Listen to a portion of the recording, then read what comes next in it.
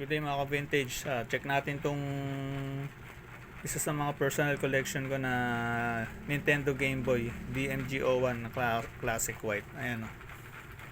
Lumabas sa mga mga mid-90s 1990s o latter parts ng 1990s yan. Bali gawa lang tayo ng short videos. Ayan. Isa to sa mga sa mga personal collection ko. Yan, in demand ngayon ito sa mga mga retro games collector. Yan. Makakabili ka ngayon ito mga around 3,000 pataas. Depende sa condition.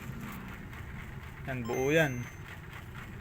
Alam mo, 20 plus years na to na ko pa na preserve ko yung pristine condition niya.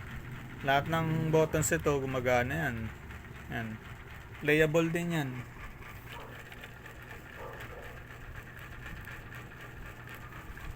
Bali yung games na nakasaksak dito yung Zelda yan.